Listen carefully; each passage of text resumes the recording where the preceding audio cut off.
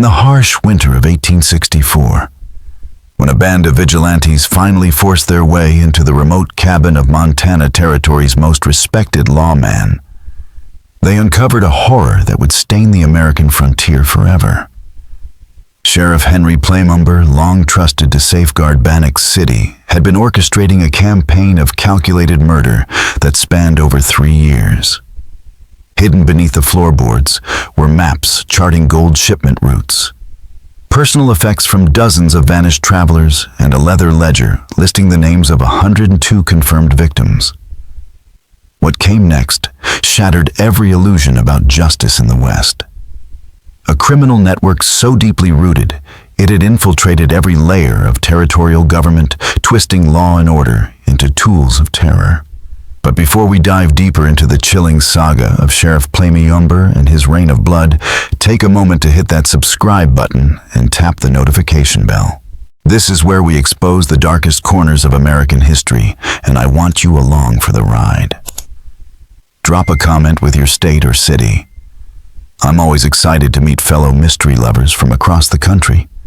The true extent of Plummer's crimes wouldn't come to light until decades later, buried in records authorities tried desperately to erase.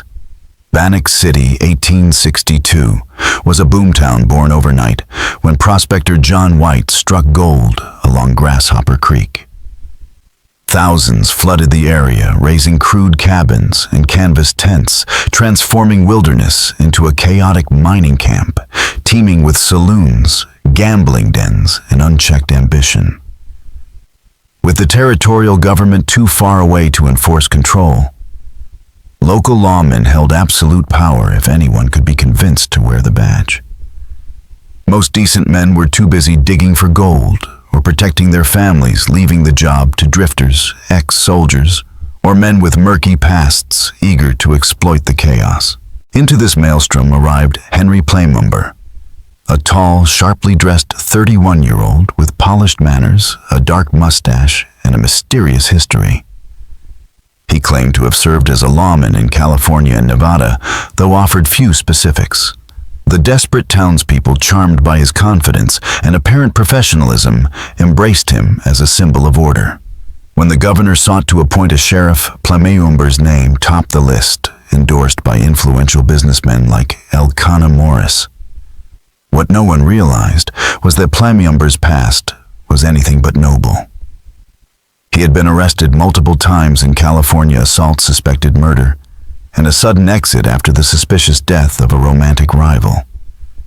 But Montana was isolated, and such truths were hard to uncover. The territory's gold rush had created the perfect conditions for predators to thrive. Miners regularly transported gold across vast, dangerous wilderness on predictable trails, easy prey for anyone lying in wait. By the end of 1862, disappearances along the Salt Lake City route had become disturbingly frequent. At first, people blamed the usual suspects, weather, wildlife, native tribes, but the pattern became too consistent to ignore. Experienced and heavily armed travelers were vanishing without a trace, often along routes they'd safely navigated many times before. Fear gripped Bannack City, spreading through saloons and gathering places like wildfire. Miners who had struck it rich were afraid to leave town with their gold. But staying meant watching their fortunes shrink as supplies became scarce and prices soared. The territorial government's promises of increased military patrols did little to calm nerves, especially since even soldiers were disappearing under the same mysterious circumstances. In the midst of this growing unease, Henry Plummer launched his campaign for sheriff. He spoke passionately about the unique dangers of mining territory, proposing citizen patrols and roadside way stations. His ideas impressed the territorial authorities, and in late 1862, he was officially appointed sheriff of Bannack District, an immense stretch of remote and treacherous land. The town celebrated his appointment, believing they had finally found a man capable of restoring order. Plummer wasted no time recruiting deputies, handpicking men who shared his vision. Among his first choices were Buck Stinson, a former soldier with wilderness experience, and Ned Ray, a quiet marksman known for his deadly accuracy.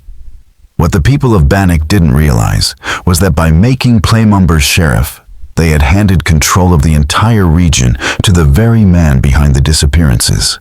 The first true sign that something was terribly wrong came in January 1863. Thomas Caldwell, a respected merchant from Virginia City, prepared to travel to Salt Lake City with $8,000 in gold dust, months of profit from trading with local miners. Known for being careful, Caldwell always informed the sheriff of his plans and traveled with guards. On the morning of January 15th, he stopped by Plummer's office to log his route. The sheriff's own records would later confirm their detailed conversation. Caldwell intended to take the northern trail along the Beaverhead River, escorted by 2 armed men expecting to reach the first way station by nightfall. Plummer wished him luck and promised to send a deputy if no word came within a week. Caldwell and his guards were never seen again. A week later, Deputy Buck Stinson led a search party. They found traces of Caldwell's group along the trail, burnt-out campfires, horse droppings, discarded scraps, but about 30 miles from town, all signs abruptly vanished. It was as if 3 men and their horses had disappeared into thin air. Volunteers searched for days, combing ravines and creek beds, until they made a chilling discovery deep in a pine grove off the main trail. A shallow grave containing 3 bodies, each killed execution style with a single bullet to the back of the head. Their belongings, weapons, and the gold were gone. But it was the scene itself that sent shivers through the search party. These weren't the actions of desperate thieves. The bodies had been stripped of boots, clothing, and every personal item. Nearby trees bore strange symbols crudely carved into the bark markings that suggested a larger, possibly organized operation. Sheriff Plummer arrived within hours, reacting exactly as a concerned lawman should.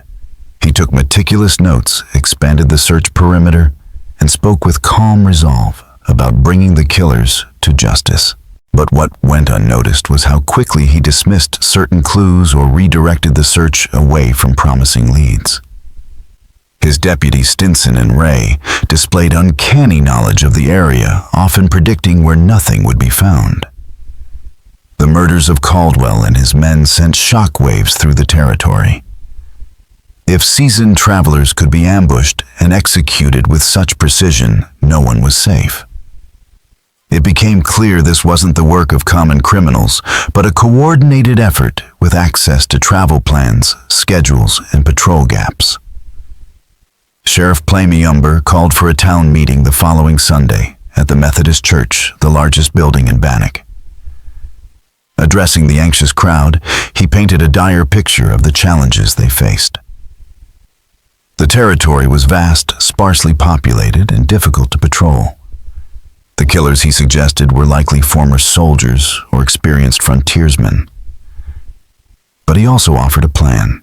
He proposed expanding his deputy force, establishing a network of citizen informants, and organizing merchant convoys for safer travel.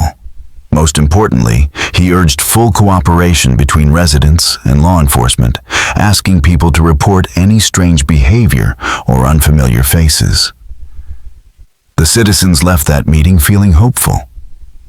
Their sheriff appeared decisive, thoughtful, and committed. What they didn't know was that every measure he proposed would ultimately serve to tighten his grip on the region and make it easier for his criminal enterprise to flourish efficiently, invisibly, and without opposition. As winter tightened its grip on Montana territory, the disappearances continued with chilling regularity. But now, a pattern began to emerge for those observant enough to see it. The victims were nearly always men known to be carrying large amounts of gold traveling familiar routes that had once been considered safe. In almost every case, either Sheriff Plummer or one of his deputies had been informed of the travel plans in advance.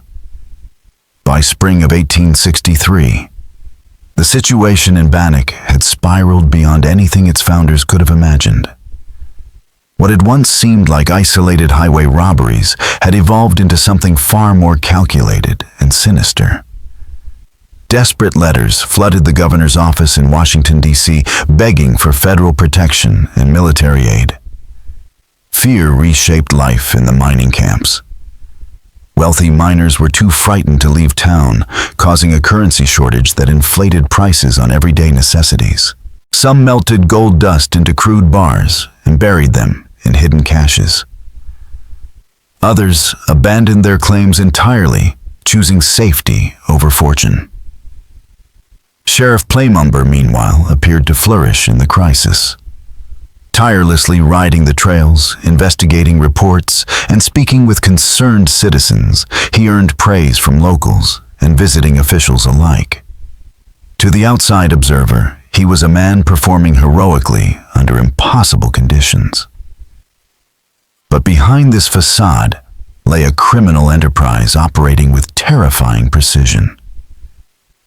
Plummer's investigations were in truth reconnaissance missions, collecting intelligence, refining ambush routes, and targeting future victims. His expanding network of informants were criminals feeding him details about gold shipments, travel schedules, and miners' habits. The brilliance of his operation lay in its legitimacy. As Sheriff Plummer could legally question travelers, requisition supplies, and coordinate with other agencies. Most crucially, he controlled the investigations into crimes he had orchestrated, allowing him to steer attention away from his own involvement. But even the most sophisticated schemes began to fray. By the summer of 1863, cracks were forming. The gang had grown too large, its success breeding carelessness. What began as a disciplined unit had ballooned into a loose confederation of outlaws, spread across hundreds of miles, making secrecy and control harder to maintain. The first real breach occurred in July 1863, when a wounded man staggered into Virginia City with a story that would upend everything. James Roma, a trader from Salt Lake City, had been ambushed near Beaverhead Rock while traveling with two companions. Both men were killed instantly. Roma had been shot in the shoulder and tumbled into a creek bed, remaining hidden as the attackers searched the area. Unlike past survivors, Roma recognized one of the men, George Ives, a known associate of Sheriff Plummer and one of his most trusted informants. Even more damning, Roma overheard bits of conversation suggesting the attack was not random, but part of an organized operation. When this news reached Bannack, Plummer moved quickly to contain the threat. He personally interviewed Roma, took detailed notes, and promised justice. Publicly, he expressed shock and regret. Privately, he launched a manhunt not to arrest George Ives, but to silence him before he could be captured alive. Ives had broken the cardinal rule, never leave witnesses. The manhunt spread across Montana territory with rewards posted and volunteers forming posses in nearly every mining camp. For 3 months, Ives evaded capture, aided by a network of safe houses and sympathizers. But the longer he remained free, the more people began to ask how a known criminal could stay hidden in such a sparsely populated region. Suspicion grew when the merchants and miners started comparing notes. They recalled the sheriff's unusual interest in their travel plans, the eerie timing of attacks, and how deputies always seemed to be absent at the wrong moments. Most telling of all was the sheer lack of progress in solving any of the robberies, despite Plummer's apparent dedication. The final turning point came in October 1863, when a group of prominent Virginia City businessmen, led by merchant William Plummer, decided they had seen enough. Too much gold lost, too many friends buried. They quietly organized a committee of vigilant citizens prepared to investigate and act when the official justice system had failed. Vigilance committees were not unusual in lawless territories. But what set this one apart was its members, educated, wealthy men with influence and discipline. They weren't seeking revenge. They wanted evidence, and they knew where to start. Their first advantage was simple. but powerful they already suspected Sheriff Plummer. Working in secret, they began their own investigation, interviewing survivors like James Roma, without the sheriff's knowledge, comparing records, looking for patterns, and gathering witness accounts that pointed to an inside job. What they found was far more disturbing than mere corruption. Over the following months, the Virginia City Committee of Vigilance built a case against Sheriff Plummer and his network with the methodical care of seasoned prosecutors, all while staying completely off the sheriff's radar. Led by William Plummer and Wilbur Sanders, a sharp-minded lawyer newly arrived from Ohio, the Virginia City Vigilance Committee knew they needed irrefutable evidence before making accusations against a sitting sheriff. What they uncovered exceeded even their darkest suspicions, a sprawling criminal conspiracy that defied belief in both its reach and its audacity.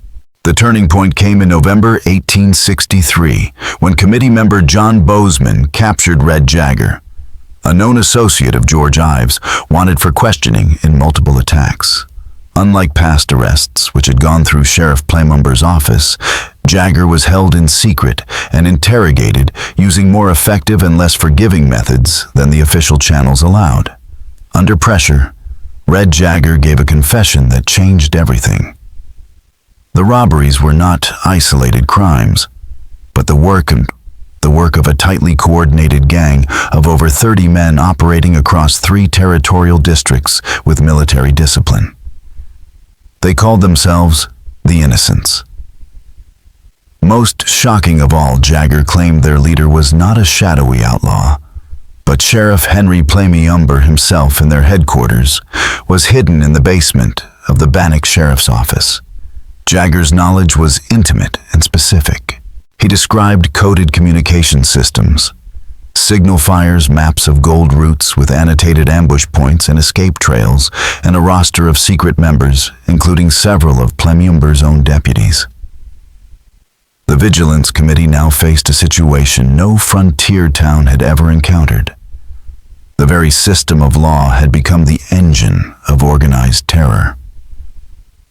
Legal recourse was impossible. Plummer held too much power and controlled every official channel. Wilbur Sanders advocated caution, insisting on more evidence, and a careful plan to avoid triggering violent retaliation. Plummer and others believed time was running out. Every day the sheriff remained in power meant more bloodshed and a growing risk of exposure. While they debated, fate intervened. George Ives, still at large, was finally cornered near the Stinking Water River by a posse that included both citizens and deputies. To Plummer's dismay, Ives was taken alive by men outside his control. When word reached Bannack that Ives would be taken to Nevada City, Plummer moved fast, organizing a team of loyal deputies to retrieve him. But citizens in Nevada City, fed up with the sheriff's failures and suspicious behavior, refused to release the prisoner. A tense standoff followed. News of Ives's capture spread rapidly. Within days, citizens from mining camps across the territory gathered in Nevada City. What began as a simple prisoner transfer became an unprecedented gathering of miners, merchants, and settlers, sharing stories that had until then remained isolated. For the first time, people compared their experiences with the sheriff and his deputies, and the similarities were chilling. Stories of sudden disappearances after sharing travel plans of deputies absent during key attacks of investigations that never produced results despite Plummer's public show of diligence. Then came the deeper revelations. A blacksmith recounted how the sheriff had ordered specially designed horseshoes to create false tracks. A supply merchant admitted Plummer had purchased large quantities of ammunition and supplies that were never recorded. A telegraph operator revealed that he had been told to delay or misdirect critical messages related to investigations. The Vigilance Committee now had confirmation from all corners of the territory. Sheriff Henry Plummer wasn't failing to protect the people he was systematically preying on them. The frontier, once defined by lawlessness, was now confronting something far worse: a lawman who had weaponized the very system meant to uphold justice. As evidence mounted, the impromptu gathering in Nevada City transformed into something far more serious, an improvised trial. George Ives, once merely a wanted informant, now stood as the embodiment of a criminal conspiracy that had terrorized the entire Montana territory. Interrogated by multiple citizens and facing a swelling, increasingly outraged crowd, Ives began to break.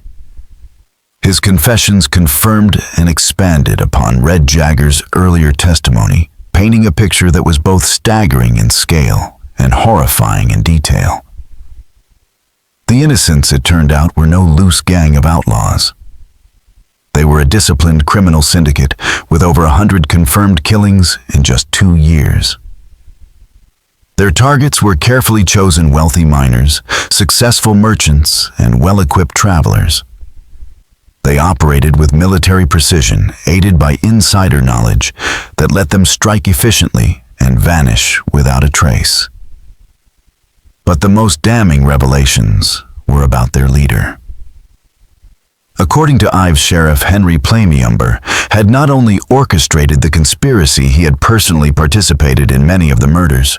Far from being a passive enabler, he had lured victims with his badge, disarmed them under the guise of legal authority, and executed them without hesitation. He was, Ives claimed, a killer in uniform, feared even among his own men for his ruthless calm. The crowd was stunned, but there was no time for reflection. Word of Ives's confession was already spreading. It was only a matter of time before Sheriff Plummer and the remaining members of the Innocents learned that their network had been exposed. Retaliation was not just expected, it was imminent. The Vigilance Committee, led by Sanders and Plummer, faced an impossible choice. They had overwhelming evidence, but no access to federal authorities. The local government was either complicit or powerless, and Plummer remained free-armed and dangerously motivated. Meanwhile, dozens of citizens had now become witnesses to a crime that reached the highest levels of territorial authority. The risk was clear: if they waited, Plummer could kill them all before justice could be served. The fate of George Ives became symbolic of the larger dilemma. The normal legal process had utterly failed. To follow it now meant likely death and the collapse of everything the citizens had worked to expose. Yet to act outside the law risked becoming the very thing they despised: vigilantes dispensing raw frontier justice. The debate raged through the night. Some urged transporting Ives to Salt Lake City or even to Washington, where he could face a formal trial. But the risks were enormous. Moving him across territory controlled by the Innocents would be suicidal, and even if they reached federal authorities, there was no guarantee of action. As December 19, 1863 drew to a bitter close, the people made their choice. Ives would be tried immediately by a citizen's court. Wilbur Sanders would serve as prosecutor, and a local miner named Charles Bagg would act as defense counsel. The trial would follow the principles of law and fairness as closely as possible. But it would be held under the authority of the people, not the compromised institutions of the territory. That night, in the freezing dark, lit only by lamplight, the trial began.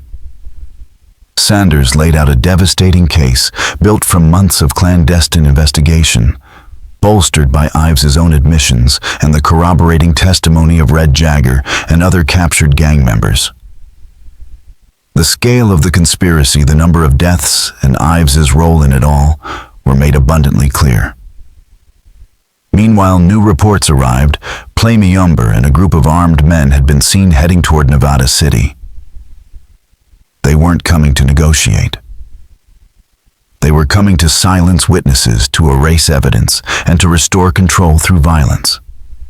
Gang activity across the territory was reportedly spiking, suggesting a coordinated response. Time was running out. The urgency of the trial became overwhelming. If the proceedings didn't conclude before Plummer arrived, justice might vanish forever. Worse, everyone involved, from witnesses, to the Vigilance Committee faced execution. Despite the chaos, Charles Bagg mounted a defense. He argued that Ives had been coerced, that he hadn't personally killed anyone, and that justice should be handled in a proper federal court. But the evidence was overwhelming, and the threat looming outside was too immediate. The citizens of Montana Territory had to decide not just Ives's fate, but their own. As dawn broke on December 21, 1863, the Citizens' Court reached its verdict. George Ives was found guilty of multiple counts of murder and robbery. His sentence, death by hanging.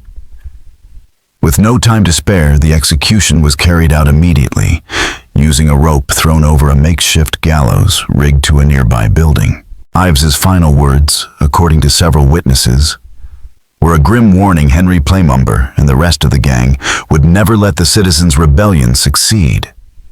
Just when it seemed Montana Territory had seen the worst, the horror escalated. If this story is sending chills down your spine, share it with someone who loves dark mysteries. Tap that like button to support our work and subscribe so you never miss another story like this. Now let's see what happens next in this chilling tale of corruption and frontier justice. The execution of George Ives marked a point of no return for everyone involved. For the citizens, it was the first time they had successfully struck back against the shadowy force that had ruled over them with fear. But for Henry Plummer and the remaining innocents, it was nothing less than a declaration of war. Plummer's response to the execution exposed the monster he had always been. He dropped his disguise as a lawman entirely and activated his entire criminal network. Within days, reports flooded in from across the territory. Farms, torched mining camps raided, and known supporters of the Vigilance Committee hunted down. It was open terrorism, and it was clear Plummer had turned the innocents from a secretive syndicate into a roaming army determined to crush resistance through violence and fear. But the citizens of Montana had crossed their own line. The trial had emboldened them, proven that organized resistance could succeed. And with the conspiracy now fully exposed, there could be no retreat. The people had made a choice to stand and fight, or to live forever under the thumb of criminals wearing badges. The final confrontation was coming. That reckoning began on a frozen January morning in 1864. Acting on intelligence from captured gang members, the Vigilance Committee had identified the hideouts of Plummer and his top lieutenants. But this wasn't just about justice, it was about precision. One mistake, one failed ambush, and the criminals might escape, regroup, or retaliate. Wilbur Sanders and William Plummer had spent weeks crafting what they called the final accounting. They sorted the remaining gang members into 3 categories: those to be captured alive, and tried those too dangerous to risk, and those who might be permitted to flee if they abandoned their crimes. The goal wasn't vengeance. It was the surgical dismantling of a criminal empire. Their first target was Buck Stinson, one of Plummer's most brutal enforcers.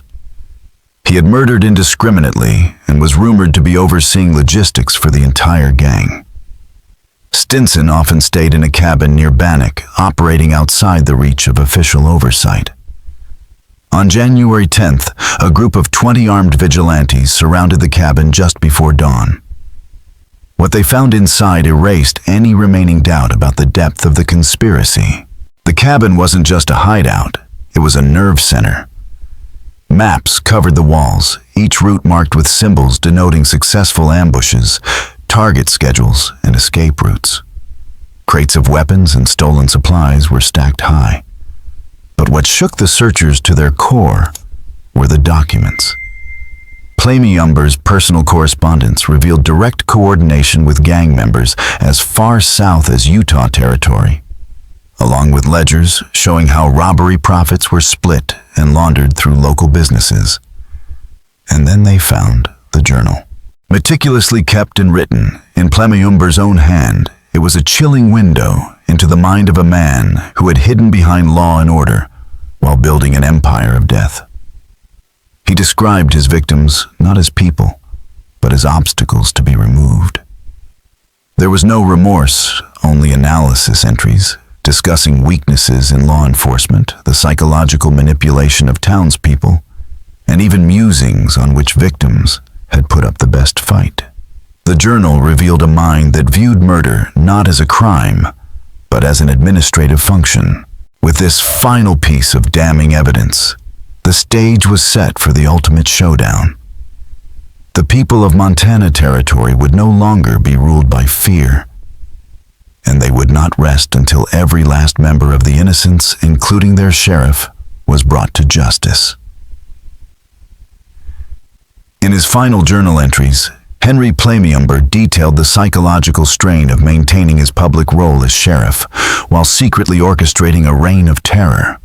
He expressed deep satisfaction in the ease with which he had deceived the very citizens he robbed and murdered. The pages revealed more than a criminal mind. They exposed a sociopath who took pleasure in betrayal. He wrote about the irony of being asked to investigate crimes he had planned, of grieving widows coming to him for help after he'd orchestrated their husbands' deaths. The last entries, penned just weeks before his exposure, revealed growing paranoia and plans to eliminate witnesses before fleeing to Mexico with his stolen fortune. When confronted, Buck Stinson didn't resist. Like George Ives before him, he seemed to understand that the time for legal protections had passed. Under questioning, he confirmed what others had already suspected. Plummer was not only the gang's leader, but its mastermind. With Stinson's confession and the documents recovered from the cabin, the Vigilance Committee moved swiftly to dismantle the remaining structure of the Innocents. Ned Ray was captured without incident at his home in Bannack, along with more incriminating records. The scale of the conspiracy became undeniable. Over 2 years, the Innocents had stolen an estimated $500,000 in gold and currency, the life savings of hundreds of murdered men and women. But Henry Plummer himself remained at large, and bringing him in alive posed new challenges. As a sitting sheriff, he still held nominal authority and might have appealed to territorial officials unaware of his crimes. He was also heavily armed, well-connected, and desperate more than willing to die, rather than face trial and execution. The manhunt for Plummer quickly became the largest coordinated law enforcement effort in Montana Territory's history. More than 100 armed citizens searched thousands of square miles. But unlike previous manhunts that Plummer had manipulated from the shadows, this one was led by men who knew his tactics. They anticipated his routes, tracked down remaining allies, and methodically closed the noose around him. The final confrontation occurred on January 14, 1864, at a ranch house 20 miles south of Bannack. Plummer had holed up there with his last loyal followers. Surrounded and outnumbered, he tried to bargain for his life, offering maps to buried gold and the names of fugitives hiding in other territories in exchange for safe passage to Mexico. The vigilante leaders didn't even entertain the offer. Too many had died. Too many lives had been destroyed. The trust he had broken could never be repaired. Henry Plummer had forfeited all claim to mercy. The gunfight was swift and brutal, lasting less than 10 minutes. When it was over, Henry Plummer lay dead beside a leather bag filled with gold dust, identified later as belonging to one of his earliest victims, a Virginia City merchant whose family had never known his fate. Inside the ranch, searchers uncovered more horrors. Hidden among stolen supplies were wedding rings, family photos, and handwritten letters, items with no monetary value, only sentimental weight. Each piece represented a life that had ended in terror and silence.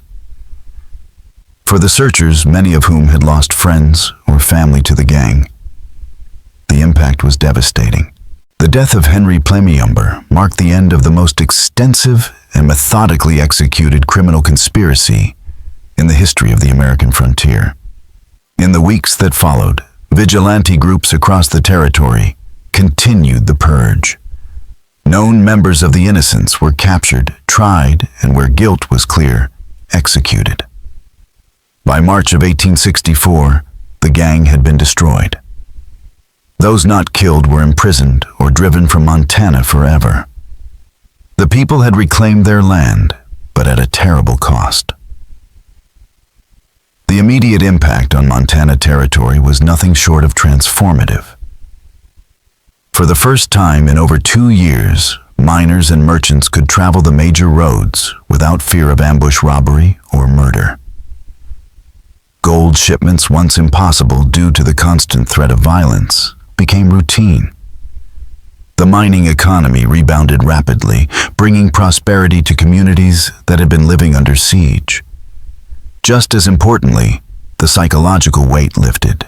People no longer lived in constant dread, watching the horizon for riders who might never return, or waiting in vain for justice that never came.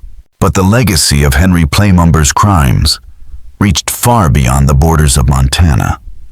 The revelation that a sitting sheriff sworn to uphold the law had personally orchestrated the systematic murder of over 100 citizens sent shockwaves across the American West. It exposed the terrifying vulnerability of frontier settlements to organized criminal infiltration and demonstrated the catastrophic failure of the territorial justice system. Communities from Colorado to California began to look more critically at their own institutions, questioning just how deep corruption might go. The Montana vigilante citizens who had risked everything to destroy the innocents became both heroes and controversial figures. They had succeeded where official law enforcement had failed completely, showing that organized citizen action could dismantle a deeply rooted criminal conspiracy. Yet they had also crossed dangerous legal and moral lines.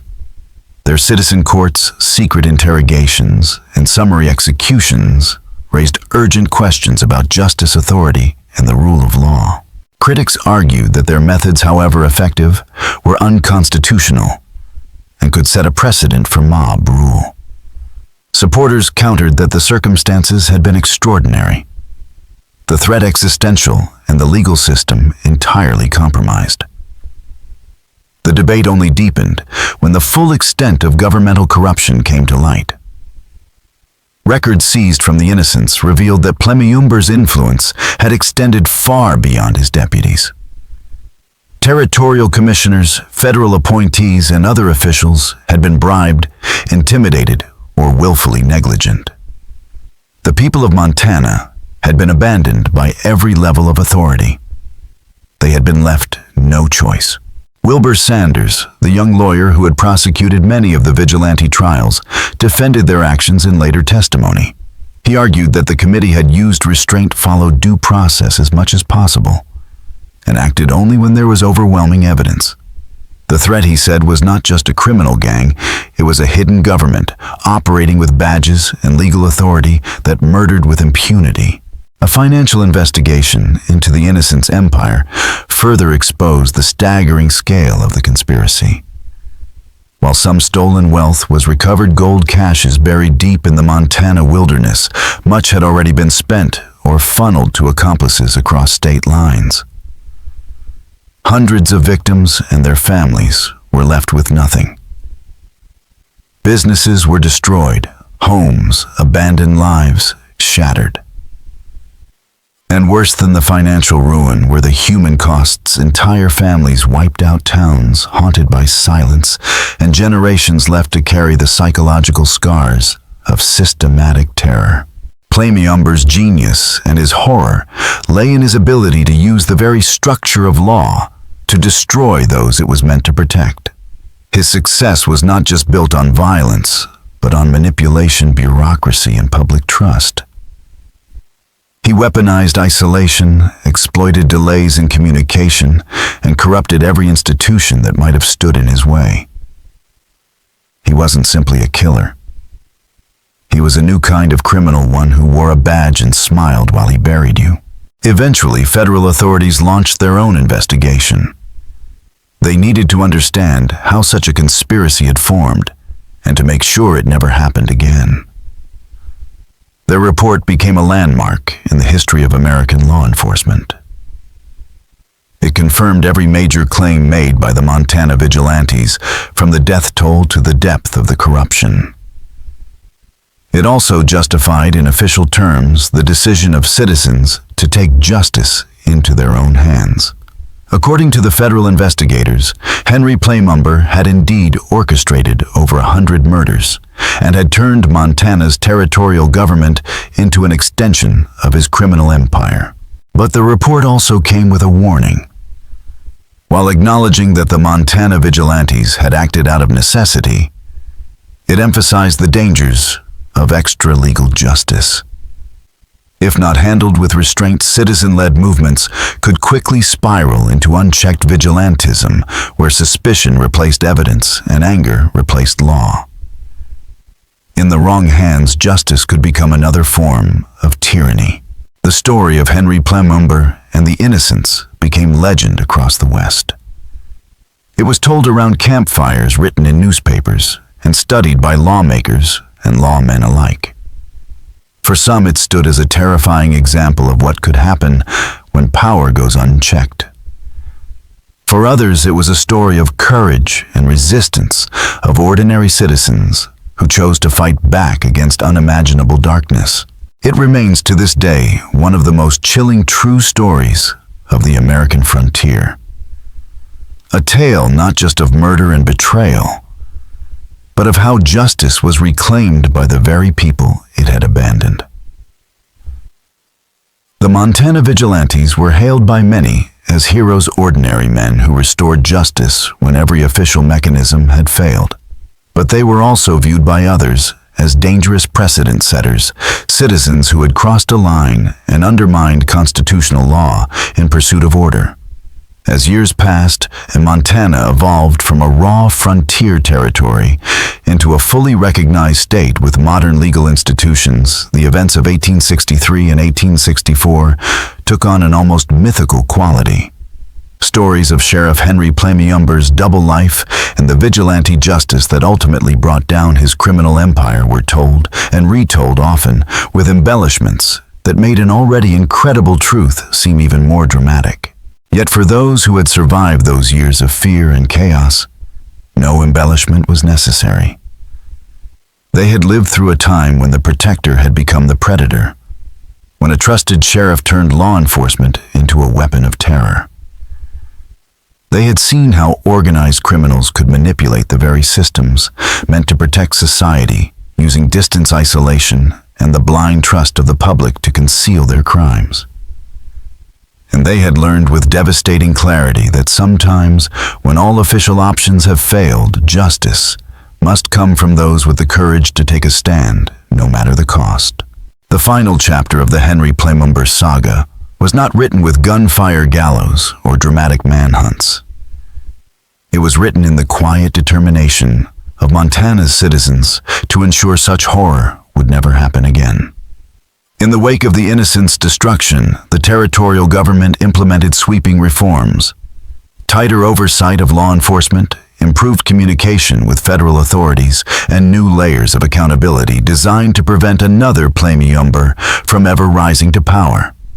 These changes, born from blood and betrayal, became models for justice systems across the developing American West. The legacy of Henry Plummer lived on not just in folklore, but in the institutional safeguards built to prevent history from repeating itself. And yet, more than 150 years later, his story still echoes with troubling relevance. In an age where public faith in authority is often strained, and where corruption and abuse of power still haunt the headlines, the tale of Plummer and the innocents raises urgent questions. How much can we trust those in power? What happens when the system breaks? And who is left to act when justice itself becomes the crime? In 1864, the citizens of Montana Territory were forced to choose between living under the shadow of organized terror or risking everything to take the law into their own hands. It was a choice no free society should ever have to make. But it is a choice we must still remember. Because sometimes the most dangerous villain is the one who hides behind the badge. The fact that Montana's citizens chose vigilante justice and succeeded does not make that choice any less tragic or any less dangerous. Their victory came at a high cost, not just in lives lost, but in the long shadow it cast over the delicate balance between justice and due process. Because what this story ultimately reveals is that the greatest threats to public safety and democracy don't always come from outlaws lurking in the dark. Sometimes they wear badges. Sometimes they smile and shake your hand. Sometimes they are the law. Henry Plummer's chilling ability to operate for over 2 years as both sheriff and criminal mastermind is a stark reminder of how vulnerable isolated communities can be to deception cloaked in legitimacy. His story forces us to ask difficult questions about power accountability and how thin the line can be between protector and predator. Was everything truly uncovered about the innocents, or were parts of the conspiracy buried along with its victims lost to the wilderness and silence of 1860s Montana? What do you think? Was justice fully served, or are there still pieces of this mystery left hidden beneath the dust of history? Leave your thoughts in the comments below. We love hearing from fellow seekers of the strange, the forgotten, and the dark. If you enjoyed this tale and want more stories about the hidden crimes, unsolved mysteries, and buried truths of America's past, be sure to subscribe, hit that notification bell, and share this video with someone who loves the eerie side of history. Thanks for watching, and we'll see you in the next chapter. Thank you all very much for watching my video until the end. I sincerely appreciate it, and I look forward to seeing you in the next video.